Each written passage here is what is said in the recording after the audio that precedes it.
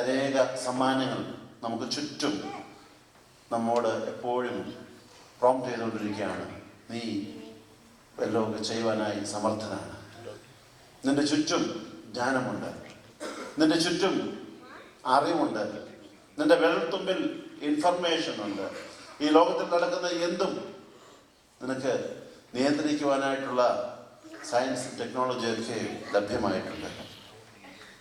ഞാൻ ജ്ഞാനിയാണ് എന്ന് തോന്നുമ്പോഴൊക്കെയും പറയാനായിട്ട് ഞാൻ ജ്ഞാനമുള്ളവനല്ല. അന്നന്ന് ജീവിക്കുവാനുള്ള ജ്ഞാനം യഹോവയിൽ നിന്നും ഇറക്കുന്നതായ ഒരു വ്യക്തിയായി ജീവിക്കാനാണ് എനിക്ക് ആഗ്രഹം എന്ന് നമുക്ക് പറയാനായിട്ട് സാധിക്കും. ഒരു ഗുരു തൻ്റെ ശിഷ്യന്മാരോട് കുറേയധികം നാള് അഭ്യസനമൊക്കെ കഴിഞ്ഞിട്ട്, ഗുരുകുലത്തിൽ അഭ്യസനം കഴിഞ്ഞിട്ട് ചോദിച്ചു, നിങ്ങൾക്ക് ജ്ഞാനപ്രാപ്തി ഉണ്ടായോ എന്ന് പരിശോധിക്കുവാനായി ഞാൻ ഒരു ചോദ്യം ചോദിക്കുന്നു. എങ്ങനെയാണ് ഞാൻ മനസ്സിലാക്കുന്നത് നിന്നെ ഈ ഗുരുകുലത്തിൽ നിന്നും ഒരു സ്വതന്ത്രനായ ഗുരുവായി അയക്കുവാനായി സാധിക്കുമോ? ആ ഒരു സ്ഥിതിയിൽ നിങ്ങൾ എത്തിയോ എന്ന് എനിക്കെങ്ങനെയാണ് മനസ്സിലാകുന്നത്? ഒരു ശിഷ്യൻ പറഞ്ഞു ഉത്തരമായി, ദൂരെ വയലിൽ വളരെ അകലെ നിൽക്കുന്നതായ മൃഗം, അതിൻ്റെ ഷേപ്പ് കണ്ടിട്ട് അതൊരു കുതിരയാണോ അതൊരു പശുവാണോ എന്നെനിക്ക് മനസ്സിലാക്കി വളരെയധികം അകലത്തിൽ നിന്ന് തന്നെ അത് മനസ്സിലാക്കുവാനായിട്ട് സാധിക്കുമെങ്കിൽ എനിക്ക് ജ്ഞാനം കരസ്ഥമായി എന്ന് താങ്കൾക്ക് ഭാവിക്കാം. ഗുരു തൃപ്തനായി. വെറും ഒരു കാഴ്ചയുടെ പ്രശ്നമല്ല. വേറൊരു ശിഷ്യൻ പറഞ്ഞു, വളരെ അകലെ നിൽക്കുന്നതായ ആ പുഴയ്ക്ക് അപ്പുറം നിൽക്കുന്നതായ ഒരു വൃക്ഷം, അതൊരു മാവാണോ അതൊരു ആലാണോ എന്ന് വേർതിരിച്ച് അറിയുവാൻ സാധിക്കുമെങ്കിൽ അങ്ങേക്ക് മനസ്സിലാകണം എനിക്ക് ജ്ഞാനം സിദ്ധമായി എന്ന്. ഗുരു പറഞ്ഞു, ഇതൊന്നും അല്ല. പിന്നെന്താണ്? ഗുരു പറഞ്ഞു, നിന്റെ തൊട്ടടിക്ക് നിൽക്കുന്ന വ്യക്തി ഒരു മനുഷ്യനാണ് എന്ന് നിനക്ക് മനസ്സിലാവുമ്പോൾ നിനക്ക് ജ്ഞാനം സിദ്ധമായി. പലപ്പോഴും വളരെയധികം വലിയ ഇൻഫർമേഷൻസ് ഒക്കെ നമ്മുടെ കയ്യിലുണ്ട്. ഇൻഫർമേഷനെ മാനിപ്പുലേറ്റ് ചെയ്യാനുള്ള സിസ്റ്റംസ് നമ്മുടെ കയ്യിലുണ്ട്. ഇൻഫർമേഷനെ ഉപയോഗിക്കുവാനുള്ള അറിവ് നമുക്കുണ്ട്, സാഹചര്യങ്ങളുണ്ട്. പക്ഷേ മനുഷ്യനെ മനുഷ്യനായി കാണാത്തതായ ലോകത്തിൽ, അതുകൊണ്ടാണല്ലോ ഈ ലോകത്തിൽ ഇത്രയും സാഹസവും ഇത്രയും വയലൻസും ഒക്കെ നിറഞ്ഞിരിക്കുന്ന ഒരു കാലഘട്ടത്തിൽ നമ്മൾ പുതിയ വർഷത്തിലേക്ക് പ്രവേശിക്കുന്നത്. നീ തന്നെ ജ്ഞാനി എന്ന് തോന്നുന്ന ഒരു കാലഘട്ടത്തിൽ നമ്മളോട് തന്നെ എല്ലാ ദിവസവും പറയാം, ഞാൻ ജ്ഞാനിയല്ല, എനിക്ക് ഇന്നത്തേക്കുള്ള ജ്ഞാനം നൽകുമാറാകണമേ കർത്താവേ എന്ന പ്രാർത്ഥനയോടെ നമുക്ക് ജീവിക്കാം. കഴിഞ്ഞ ദിവസം ഞങ്ങളുടെ ഒരു ഭവനത്തിൽ കാരലിന് വേണ്ടി പോയപ്പോൾ വളരെ നല്ലൊരു രീതി മനസ്സിലാക്കാനായിട്ട് സാധിച്ചു. ആ വാതിക്കൽ ഒരു ചെറിയ സ്റ്റാൻഡ് വെച്ചൊരു തുറന്ന വേദപുസ്തകം അവിടെ വെച്ചിരിക്കുന്നു. പല ഷോ പീസസ് ഒക്കെ വളരെ വിലയേറിയ അനേക കാര്യങ്ങളൊക്കെ ഭവനങ്ങളിൽ മുമ്പിൽ പ്രദർശിപ്പിച്ചതായി ഞാൻ കണ്ടിട്ടുണ്ട്. പക്ഷേ ഇത് വളരെ നല്ലൊരു രീതിയായി. ഞാൻ ആ ഭവനത്തിലെ കുടുംബനാഥനോട് ചോദിച്ചു. ഞാൻ പറഞ്ഞു, ഇത് വരുന്നവർക്ക് വേണ്ടി, പ്രത്യേകിച്ച് എനിക്ക് വേണ്ടിയും വെച്ചിരിക്കുന്നതാണ്. ഞാൻ എല്ലാ ദിവസവും പോകുമ്പോൾ ഇതിനകത്തുനിന്നൊരു വചനം എടുത്ത് വായിച്ചിട്ട് പുറത്തേക്ക് ഇറങ്ങും. അന്നത്തേക്കുള്ള ജ്ഞാനത്തിനായി ദൈവവചനത്തോടെ അടുത്തു വരുന്നതായ ഒരു എളിമ പുതിയ വർഷത്തിൽ അത് നമുക്ക് ഉണ്ടാകട്ടെ. ഞാൻ ഇത്രയും നാൾ മനസ്സിലാക്കിയിരിക്കുന്നതൊന്നും പൂർണ്ണമല്ല. ഞാൻ ജ്ഞാനിയല്ല. എനിക്ക് ജീവിക്കുവാനായി നിന്റെ ജ്ഞാനത്തിൻ്റെ ഒരംശം എല്ലാ ദിവസവും അന്നത്തേക്കുള്ള മന്ന പോലെ നൽകണമേ. അന്നത്തേക്കുള്ള ആഹാരമായി നീ എന്നോട് കൂടെ ഉണ്ടായിരിക്കണമേ എന്ന പ്രാർത്ഥനയോടെ നമുക്ക് മുന്നേറാം. നാലാമതായി, owner the Lord with your wealth. വളരെ വ്യത്യസ്തമായ, ഇത്രയും നേരം ചിന്തിച്ചു വന്നതായ കാര്യങ്ങളിൽ നിന്നൊക്കെ വളരെ വ്യത്യസ്തമായ ഒരു മേഖലയിലേക്ക് കടക്കുകയാണ് ജ്ഞാനിയുടെ ഉപദേശം. നിന്റെ ധനം കൊണ്ട് യഹോവയെ ബഹുമാനിക്കാം. ജ്ഞാനത്തിൽ നിന്നും മാറി വളരെ ബൗദ്ധികമായ ലൗകികമായ ഒരു കാര്യം പറയുവാനായി ആരംഭിക്കുകയാണ്. നിന്റെ യഹോവയെ നിന്റെ ധനം കൊണ്ടും എല്ലാ വിളവിൻ്റെയും ആദ്യഫലം കൊണ്ടും ബഹുമാനിക്കുക. ചുരുക്കി പറഞ്ഞാൽ യഹോവയെ നിന്റെ ധനം കൊണ്ട് ബഹുമാനിക്കുക. Owner the Lord with your wealth.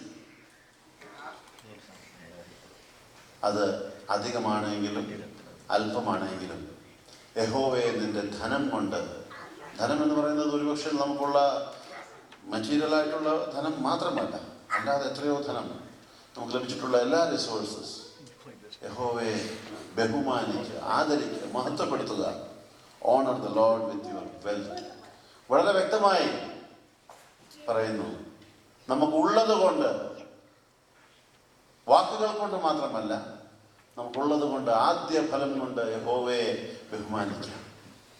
കഴിഞ്ഞ ദിവസം ഇമ്മാനുവേൽ പള്ളിയിൽ ദശാംശത്തെ പറ്റി ഒരു പ്രസംഗം ചെയ്യേണ്ടത് ആവശ്യമാണ് എന്ന് വളരെയധികം നാളുകൾ കൊണ്ട് എനിക്ക് തോന്നിയത് കൊണ്ട് ഒരു പ്രസംഗം പൂർണ്ണമായ ദശാംശത്തിന് വേണ്ടി. അത് കഴിഞ്ഞിട്ട് ഒത്തിരി ആളുകൾ എന്നോട് വന്ന് പറഞ്ഞു, അച്ഛൻ ഇന്ന് പറഞ്ഞ് വളരെ ടച്ചിങ് ആയിരുന്നു, പക്ഷേ ഇന്ന് വന്നിട്ടുള്ളവർ പലരും ദശാംശം നൽകുന്നവരാണ്, നൽകാത്തവരാരും ഇന്ന് പള്ളിയിൽ ഇല്ലായിരുന്നു. അതുകൊണ്ട് അവർക്ക് വേണ്ടി ഒന്നുകൂടെ എപ്പോഴെങ്കിലും ഒന്ന് പറയണം. ഇവിടെ വ്യക്തമായി പറയുന്നത് ദശാംശത്തെ പറ്റിയും ആണ്. ആദ്യ ഫലം കൊണ്ട് ബഹുമാനിക്കണം എന്ന് പറയുമ്പോൾ ദൈവം നിനക്ക് നൽകിയിട്ടുള്ളതാണ് എല്ലാം എന്ന് ഓർക്കണം. പലപ്പോഴും ഒരു വലിയ അളവൊന്നുമില്ലാതെ അല്പമോ സ്വല്പമോ ദൈവത്തിന് വേണ്ടി സമർപ്പിച്ച് ദൈവത്തെ ബഹുമാനിച്ച് അല്ലെങ്കിൽ ദൈവത്തെ കബളിപ്പിച്ച് അങ്ങ് മുമ്പോട്ട് പോകാം എന്ന ധാരണയിൽ പോകുന്നവരല്ലേ നമ്മൾ പലപ്പോഴും. പുതിയ വർഷത്തിൽ ഒരു തീരുമാനമെടുക്കുവാനായിട്ട് സാധിക്കും. എൻ്റെ ധനം കൊണ്ട് ഞാൻ യഹോവയെ ബഹുമാനിക്കും. ആര് നൽകിയ ധനമാണ്? പഴയ തലമുറയിലുള്ളവരൊക്കെ പലരും പറഞ്ഞു കേട്ടിട്ടുണ്ട്, അന്നത്തെ നിയമമായിരുന്നു തോന്നുന്നു, $6 കൊണ്ട് വന്നതാണ്. $7 കൊണ്ട് വന്നതാണ്. ബാക്കിയുള്ളതെല്ലാം എവിടെ നിന്നും ലഭിച്ചതാണ്. ഞാൻ മെക്സിക്കോയിൽ പോകുമ്പോൾ അവിടെ പി ടി എബ്രഹാമുണ്ട്, അങ്ങളെന്നും പറയും ഞാൻ $7 കൊണ്ട് വന്നതാണ്. അത് കഴിഞ്ഞിട്ട് ലഭിച്ചിട്ടുള്ളതെല്ലാം ഇവിടെ നിന്നും. അതുകൊണ്ട് മിഷന് വേണ്ടിയൊക്കെ ചെയ്യുവാനായിട്ട് എനിക്ക് മടിയില്ല എന്ന് പറയാൻ വേണ്ടി പറയുന്ന വാക്കാണ്. എൻ്റെ ധനം കൊണ്ട് യഹോവയെ ബഹുമാനിക്കുവാനായിട്ട് സാധിക്കുമോ? ദൈവം നമുക്ക് നൽകുന്നതിൽ ദശാംശം നൽകുവാനായി താല്പര്യം കാണിക്കുവാനായി പുതിയ വർഷത്തിൽ സാധിക്കുമോ? പലരുടെയും ജീവിതത്തിൽ ഇതൊന്നും വ്യക്തമല്ല. നൽകുന്നില്ലയോ എന്ന് ചോദിച്ചാൽ ഞങ്ങൾ നൽകാതെ പിന്നെ എങ്ങനെയാണ് ഈ പള്ളിയൊക്കെ മുമ്പോട്ട് പോകുന്നത് എന്നല്ല. പക്ഷേ എൻ്റെ ജീവിതത്തിൽ പള്ളിയൊക്കെ മാറ്റിവെച്ച് ചിന്തിക്കുക. എൻ്റെ ജീവിതത്തിൽ എനിക്ക് എന്നോട് തന്നെ പറയാനായിട്ട് സാധിക്കുമോ, ഞാൻ എൻ്റെ ധനം കൊണ്ട് യഹോവയെ ബഹുമാനിക്കുന്നു. വ്യക്തമായി ഒരു ശതമാനം ദൈവത്തിന് വേണ്ടി മാറ്റിവെക്കുവാനും വേർതിരിക്കുവാനും എനിക്ക് സാധിക്കുന്നുണ്ട് എന്നതൊന്ന് സിസ്റ്റമാറ്റിക് ആക്കുവാനായിട്ട് പുതിയ വർഷത്തിൽ നമുക്ക് സാധിക്കുമോ? കുറേ വർഷങ്ങൾ മുമ്പ് ഞാൻ കർണാടകയിലെ ചിന്താമണി എന്ന് പറഞ്ഞ സ്ഥലത്ത് താമസിക്കുമ്പോൾ ബാംഗ്ലൂർ പ്രിംറോസ് പള്ളിയിൽ നിന്നുള്ള വികാരി അച്ഛൻ എന്നോട് വിളിച്ചു പറഞ്ഞു, അച്ഛൻ അവിടെ ഒരു ദേവാലയം വല്ലതും ആവശ്യമുണ്ട്. ഞാൻ ധാരാളം ദേവാലയങ്ങൾ വെച്ചിട്ടുള്ള ഒരു ഫീൽഡിലാണ്, വെച്ചുകൊണ്ടിരിക്കുന്ന ഒരു ഫീൽഡിലാണ്. ഞാൻ പറഞ്ഞ ആവശ്യമുണ്ട്. അപ്പോൾ പറഞ്ഞു ഒരു ദേവാലയത്തിനുള്ള ഓഫർ ഉണ്ട്. എൻ്റെ ഒരു ഇടവകക്കാരൻ, ഒരു എഞ്ചിനീയർ, ഒരു ദേവാലയം വെച്ച് നൽകുവാനായി ആഗ്രഹിക്കുന്നുണ്ട്. അദ്ദേഹത്തെ എനിക്ക് പരിചയപ്പെടുത്തി തന്നു. റോഷൻ എന്നായിരുന്നു അദ്ദേഹത്തിൻ്റെ പേര്. ഒരു അധിക പ്രായമൊന്നുമില്ല. അന്ന് അദ്ദേഹത്തിന് 39 വയസ്സ് മാത്രമേ ഉള്ളൂ. പ്രൊഫഷൻ ആരംഭിച്ചിട്ട് അധികം നാളൊന്നും ആയിട്ടില്ല. ഇങ്ങനെയുള്ള അന്ന് ഒരു 10 വർഷം മുമ്പ് 7 ലക്ഷം രൂപയുടെ ഒരു ദാനമാണ് നൽകിയത്. അത് അദ്ദേഹത്തിൻ്റെ 3ാമത്തെ സംരംഭമാണ്. 12 വർഷത്തെ പ്രൊഫഷണൽ ലൈഫിൽ 3 ഇങ്ങനെയുള്ള കാര്യങ്ങൾ ചെയ്യാനായിട്ട് സാധിക്കുന്നു. ഞാൻ അദ്ദേഹത്തോട് വളരെ അടുത്തപ്പോഴൊക്കെ ചോദിച്ചു, എങ്ങനെയാണ് സാധിച്ചത്? അപ്പോൾ പറഞ്ഞു, തൃശ്ശൂരിൽ എഞ്ചിനീയറിംഗ് കോളേജിൽ പഠിക്കുമ്പോൾ യാദൃശ്ചികമായ ഒരിക്കലും അവിടെ പള്ളിയിൽ പോയി. അന്ന് മാത്യൂസ് ചാൻഡി എന്ന് പറയുന്ന ഒരു അച്ഛൻ അവിടെ ഈ ഭാഗത്തെപ്പറ്റി, ഈ വിഷയത്തെപ്പറ്റി പ്രസംഗിച്ചു. അന്ന് അച്ഛൻ പറഞ്ഞത്, ദശാംശം നൽകുവാനുള്ള താല്പര്യക്കുറവ് കൊണ്ടല്ല അനേക ക്രിസ്ത്യാനികൾ ദശാംശം നൽകാതെ പോകുന്നത്. ഇത് മാറ്റി വയ്ക്കുവാനുള്ള സിസ്റ്റമാറ്റിക് ഒരു രീതി ഇല്ലാത്തതുകൊണ്ടാണ്. പലപ്പോഴും ദൈവത്തിനുള്ളതുകൊണ്ട് നമ്മളങ്ങ് ഉപയോഗിച്ച്, അല്ലെ ദൈവത്തിൻ്റെ കയ്യിൽ നിന്ന് കടം മേടിച്ച്, ആ പെർമിഷനൊക്കെ നേരത്തെ മേടിച്ചിട്ടിരിക്കുകയാണ് ദൈവത്തോട്. എല്ലാ മാസവും ഞാൻ കുറച്ച് കടമെടുക്കും, പിന്നെ തരാം എന്ന് പറഞ്ഞ് മേടിക്കുകയാണ്. പിന്നീട് ദൈവത്തിന് സ്ഥിരമായി കടക്കാരനായിട്ട് മാറ്റുവാനായിട്ട് സാധിക്കുന്നില്ല. പക്ഷേ എനിക്ക് ജോലി കിട്ടിയ ആദ്യ മാസം മുതൽ ദശാംശം മാറ്റി. അതുകൊണ്ട് 12 വർഷം കൊണ്ട് വലിയ 3 നല്ല കാര്യങ്ങൾ ചെയ്യുവാനായിട്ട് എനിക്ക് സാധിച്ചു. പ്രിയമുള്ളവരെ, നമ്മളുടെയൊക്കെ ജീവിതങ്ങൾ ദൈവം തന്നിട്ടുള്ള വലിയ ദാനമാണ്. ജീവിതം ആരംഭിച്ചപ്പോൾ നമുക്ക് എന്തൊക്കെയാണ് പ്രയോറിറ്റീസ് ഉണ്ടായിരുന്നത്? ആഹാരം, പാർപ്പിടം, വസ്ത്രം. അതിനൊക്കെ എത്രയോ ഉപരിയായി ദൈവം നമ്മെ അനുഗ്രഹിച്ചിരിക്കുന്നു. ദൈവത്തിന് വേണ്ടി മനോഹരമായ കാര്യങ്ങൾ ചെയ്യണം എന്ന് ആഗ്രഹം നമുക്കുണ്ടോ? പുതിയ വർഷത്തിലേക്ക് നമ്മൾ പ്രവേശിക്കുന്നു. എൻ്റെ ധനം കൊണ്ട് ഞാൻ ദൈവത്തെ ബഹുമാനിക്കും. എനിക്ക് ദൈവം അല്പം ധനം നൽകിയതുകൊണ്ട് ദൈവത്തിൻ്റെ മക്കൾ സന്തോഷിക്കുമാർ ഞാൻ ജീവിക്കും എന്ന് പറയാനായിട്ട് സാധിക്കുമോ? ലോകത്തിൻ്റെ ഏതെങ്കിലും ഒരു ഭാഗത്ത് ആവശ്യത്തിലുള്ള ഒരു കൂട്ടം വിശ്വാസികൾക്ക് ഒരു ആലയം നൽകി കൊടുക്കണം എന്ന ഒരു താല്പര്യം നമ്മളിൽ ജനിക്കുമോ? ലോകത്തിൻ്റെ ഏതെങ്കിലും ഒരു ഭാഗത്ത് ആഹാരത്തിനായി വിഷമിക്കുന്ന കുറച്ച് കുഞ്ഞുങ്ങൾക്ക് ആഹാരം നൽകണം എന്നുള്ള താല്പര്യം നമ്മിൽ ഉദിക്കുമോ? ലോകത്തിൻ്റെ ഏതെങ്കിലും ഒരു ഭാഗത്ത് വിവാഹം കഴിക്കുവാനായി പ്രായം കഴിഞ്ഞ് നിൽക്കുന്ന ഏതെങ്കിലും ഒരു പെൺകുട്ടിയെ ഒന്ന് സഹായിച്ചാൽ കൊള്ളാം എൻ്റെ ധനം കൊണ്ട് എന്ന താല്പര്യം നമ്മിൽ പുതിയ വർഷത്തിൽ ജനിക്കുമോ? എൻ്റെ ധനം കൊണ്ട് ഞാൻ ദൈവത്തെ ബഹുമാനിക്കും. ഞാൻ പറഞ്ഞല്ലോ, കേൾക്കാൻ വളരെ സിമ്പിളായിട്ടുള്ളതും ഇംപ്ലിമെൻ്റ് ചെയ്യുവാനായിട്ട് വളരെ പ്രയാസമുള്ളതുമായ കാര്യമാണ്. ഞാൻ റോഷനെ പരിചയപ്പെട്ട സമയം മുതൽ ഞാൻ മനസ്സിലാക്കി, അല്പമായ ആദായമാണ് എങ്കിലും നമ്മളുടെ ആദായത്തിൽ നിന്നും മറ്റുള്ളവർക്ക് വേണ്ടി നൽകണം. അന്ന് മുതൽ ഞാൻ ഇന്ന് വരെ കൃത്യമായി അത് നൽകുവാനായിട്ട് ശ്രമിക്കുന്നുണ്ട്, നൽകിയിട്ടുണ്ട്. നമ്മൾക്ക് ദൈവം നൽകുന്ന എല്ലാത്തിലും വ്യക്തമായി അതിൽ ദൈവത്തെ ബഹുമാനിക്കാനുള്ള മനസ്സ് നമുക്ക് പുതിയ വർഷത്തിൽ ഉണ്ടാകട്ടെ. അത് ചെയ്യാത്തവർ അതിനായി ഒന്ന് തീരുമാനിച്ചാട്ടെ. അത് വ്യക്തമായി ചെയ്യാത്തവർ, അത് വളരെ സിസ്റ്റമാറ്റിക് അല്ലാത്ത രീതിയിൽ ചിതറിക്കിടക്കുന്നതായ ജീവിതങ്ങൾ അതൊന്ന് അടുക്കി ചിട്ടയോടെ ഞാൻ എൻ്റെ ആദായത്തിൻ്റെ ദശാംശം മാറ്റുന്നുണ്ട്. ഇത്ര ശതമാനം പള്ളിക്ക് നൽകുന്നു, ഇത്ര ശതമാനം മറ്റുള്ളവർക്ക് വേണ്ടി നൽകുന്നു, ഇത്ര ശതമാനം ഞാൻ മനസ്സിൽ വിചാരിക്കുന്നതായ നല്ല കാര്യങ്ങൾക്ക് വേണ്ടി ഉപയോഗിക്കുന്നു.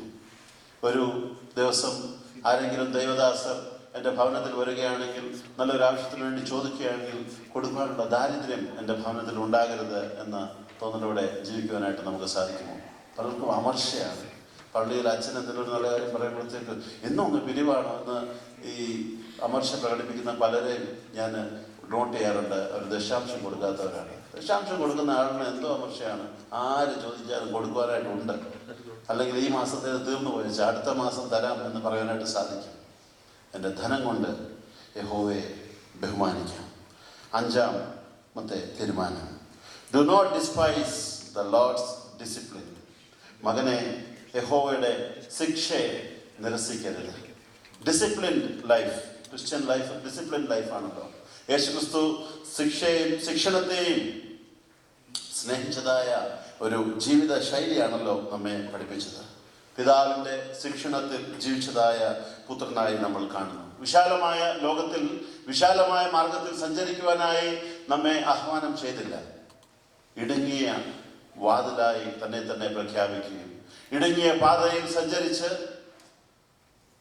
പാതയിൽ സഞ്ചരിക്കുന്നവർക്ക് വേണ്ടി ദൈവം ഒരുക്കുന്നതായ മഹത്വം സ്വന്തമാക്കുവാനായി നമ്മെ മാടിമറിച്ചതായ ക്രിസ്തുവിൻ്റെ അനുയായികളാണ് നമ്മൾ. Do not despise the discipline of the Lord. ദൈവത്തിൻ്റെ ശിക്ഷയെ നിരസിക്കരുത്. പലപ്പോഴും അമേരിക്കയിൽ ജീവിക്കുന്ന ക്രിസ്ത്യാനികളായ നമുക്ക് വലിയ വെല്ലുവിളിയാണ്. ഇവിടെ എന്ത് ചെയ്താലും അതിനൊരു ഇൻ്റർപ്രിട്ടേഷൻ ലഭിക്കും. ഒരു ഡിസിപ്ലിൻ ഇല്ലാതെ ജീവിച്ചാലും അതിനെ യേശു വയ്ക്കുവാനുള്ള ബിബ്ലിക്കൽ ഇൻ്റർപ്രിട്ടേഷൻസ് നിങ്ങൾക്ക് ലഭിക്കും. എന്തും ആകാം, ഒരു കുഴപ്പവുമില്ല. അതിനനുസരിച്ചുള്ള പള്ളികൾ വേണമെങ്കിലും ലഭിക്കും. എങ്ങനെയും ആകാം എന്നുള്ളൊരു തോന്നൽ. പക്ഷേ വളരെ ഡിസിപ്ലിനോടെ ക്രിസ്തീയതയെ കാണുന്നതായ ഒരു പാരമ്പര്യമുള്ള സഭാമക്കളാകുന്നുണ്ട് നമ്മൾ. യഹോവയുടെ ശിക്ഷയെ നിരസിക്കരുത്. പുതിയ വർഷത്തിൽ വളരെ ഡിസിപ്ലിൻഡായ ക്രിസ്ത്യാനികളായിരിക്കുവാനായി നമുക്ക് ശ്രദ്ധിക്കാം. ആറാമതായി 13 മുതൽ 24 വരെയുള്ള വാക്യങ്ങളിൽ കൊടുത്തിരിക്കുന്നതായ ഒരു തീരുമാനമാണ്. 13-ാം വാക്യത്തിൽ പറയുന്നു, search diligently for wisdom and find it. ജ്ഞാനം സമ്പാദിക്കുക. മറ്റു പലതും സമ്പാദിക്കുവാനായി നമ്മൾ ശ്രദ്ധ വഹിക്കുന്നു. യഹോവയുടെ ജ്ഞാനം സമ്പാദിക്കുക. 13 മുതൽ 24 വരെയുള്ള വാക്യങ്ങൾ വളരെ വിശദമായി ജ്ഞാനത്തെ പറ്റി പറഞ്ഞിരിക്കുന്നു. അത് മുത്തുകളിലും വിലയേറിയത് എന്ന് 15-ാം വാക്യത്തിൽ പറയുന്നു. 16-ാം വാക്യത്തിൽ പറയുന്നു, അതിൻ്റെ വലം കൈയിൽ ദീർഘായുസ്സും ഇടം കൈയിൽ ധനവും മാനവും ഇരിക്കുന്നു. ജ്ഞാനമുണ്ടെങ്കിൽ ധനവും മാനവും ഒക്കെ തനിയെ വരും എന്ന് വേദപുസ്തകം നമ്മെ ഓർമ്മിപ്പിക്കുന്നു. അതുകൊണ്ട് നമുക്കുള്ള എല്ലാറ്റിലും ഉപരിയായി ദൈവത്തിൻ്റെ ജ്ഞാനത്തിന് വേണ്ടി നമുക്ക് കാംക്ഷിക്കാം. ജ്ഞാനം, ഞാൻ മുമ്പേ പറഞ്ഞതുപോലെ, കുറച്ച് അറിവുകൾ മാത്രമല്ല, ദൈവികമായ ജ്ഞാനത്തിന് വേണ്ടി കാംക്ഷിക്കുന്നവരായിരിക്കാം. 13 മുതൽ 24 വരെയുള്ള വാക്യങ്ങൾ ദയവായി നിങ്ങളെല്ലാവരും ശ്രദ്ധയോടെ 1-2 പ്രാവശ്യം വായിക്കണമേ എന്ന് ഞാൻ അപേക്ഷിക്കുന്നു. വളരെ ശ്രദ്ധയോടെ വായിക്കുമ്പോൾ നമുക്കത് മനസ്സിലാകും. ഈ വർഷത്തിൽ പല പ്രാവശ്യമായി ഇത് വായിക്കുവാനായിട്ട് നമുക്ക് ഇടയാകട്ടെ. 7-ാമതായി ഒരു തീരുമാനം പറയുന്നു, ഹാവ് നോ ഫിയർ. 25-ാം വാക്യത്തിൻ്റെ 2-ാം ഭാഗത്തിലാണ്, നീ ഭയപ്പെടുകയില്ല.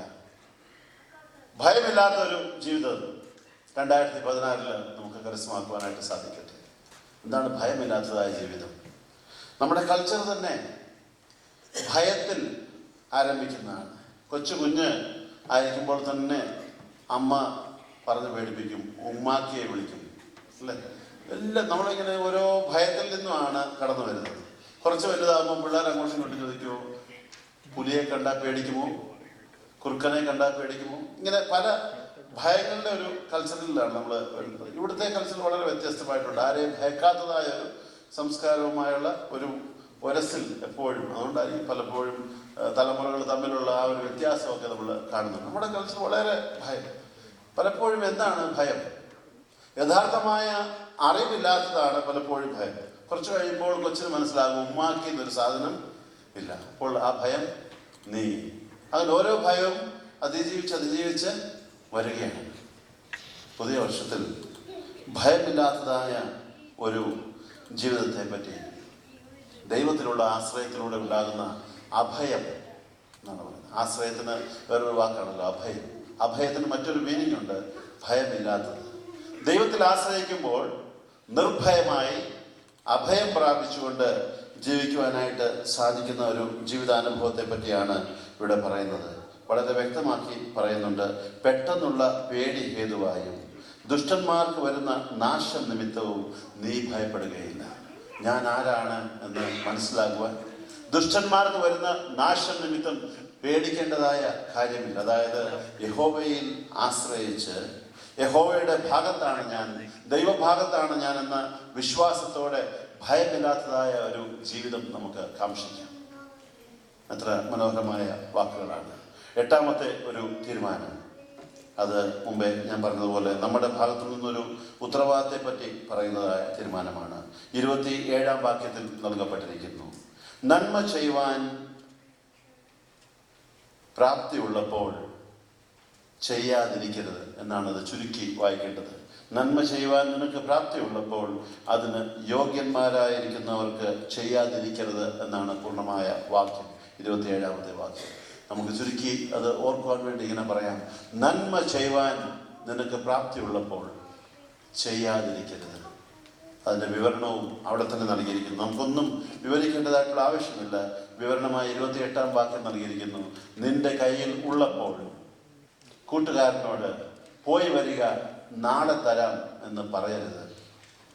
പലപ്പോഴും ഒരു സഹായം ചെയ്യുവാൻ എന്ത് മടിയാണ്.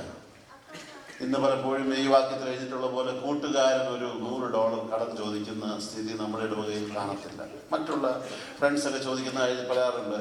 മറ്റു ഇവിടുത്തെ ആളുകളൊക്കെ പേച്ചൊക്കെ കിട്ടുമ്പോൾ എല്ലാം കൂടി അടിച്ച് പൊളിച്ച് തിങ്കളാഴ്ച ജോലിക്ക് പോകാൻ വേണ്ടി ഗ്യാസിന് കടം മേടിക്കാറുണ്ട്. നമ്മുടെ ആളുകളൊന്നും അങ്ങനെയൊന്നും വളരെ ശ്രദ്ധയോടെ ജീവിക്കുന്നവരായതുകൊണ്ട് ഒരു പക്ഷേ കൂട്ടുകാരൻ ഇവിടെ പറഞ്ഞിരിക്കുന്നത് പോലെ കടം ചോദിക്കാറില്ലായിരിക്കും. പക്ഷേ കൂട്ടുകാരന് നന്മ ചെയ്യുവാനായിട്ടുള്ള എത്രയോ അവസരങ്ങൾ നമ്മളുടെ ഇടയിലുണ്ട്. പല ആളുകളെ പറ്റി അവരുടെ സമൂഹം സാക്ഷിക്കുന്നത് അയാളൊരു നിർഗുണനാണ്. എന്താണ്? ഒരു ഗുണവും അയാളെ കൊണ്ട് സമൂഹത്തിനില്ല. നമ്മളെ പറ്റി അങ്ങനെ പറയാനായിട്ട് ഇടയാകും. ദൈവം നമ്മെ എത്രയോ വിധമായി അനുഗ്രഹിച്ചിരിക്കുമ്പോൾ ഈ വാക്യം എപ്പോഴും ഓർക്കണം. നന്മ ചെയ്യുവാൻ പ്രാപ്തി ഉള്ളപ്പോൾ ചെയ്യാതിരിക്കരുത്. എത്രയോ നന്മകൾ നമുക്ക് ചെയ്യുവാനായിട്ട് സാധിക്കും. ഈ രാജ്യത്തിൽ നമ്മൾ വന്നു, എത്രയോ നന്മകൾ നമ്മൾ അനുഭവിക്കുന്നു, എത്രയോ നന്മകൾ നമ്മൾ ആസ്വദിക്കുന്നു. ഈ നന്മ നിറഞ്ഞതായ ഈ രാജ്യത്ത് നന്മകളുടെ ഇടയിൽ നമ്മൾ ജീവിക്കുമ്പോൾ അനേകർക്ക് നന്മ ചെയ്യുവാനായിട്ട് നമുക്ക് പ്രാപ്തി ഉള്ളപ്പോൾ ചെയ്യാത്തവരായാണോ നമ്മൾ ജീവിക്കുന്നത് എന്ന് നന്മ ദൈവികമായ സ്വഭാവമാണ്. Goodness is God's quality. ദൈവമക്കൾക്ക് ഉണ്ടാകേണ്ടതായ സ്വഭാവമാണ്. ആ നന്മ അനേകർ കാണട്ടെ.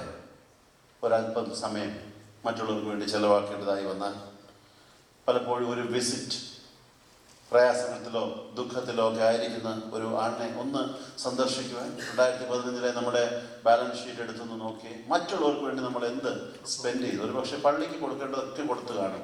അല്ലെങ്കിൽ ഈ നമുക്ക് ലഭിച്ചിട്ടുള്ള നന്മയുടെ എത്ര ഭാഗം നമ്മൾ മറ്റുള്ളവർക്ക് വേണ്ടി പ്രാപ്തി ഉണ്ടെങ്കിലും ചെലവാക്കാതിരുന്നു. നമ്മളുടെ മേൽ ആ കടം കിടക്കരുത്.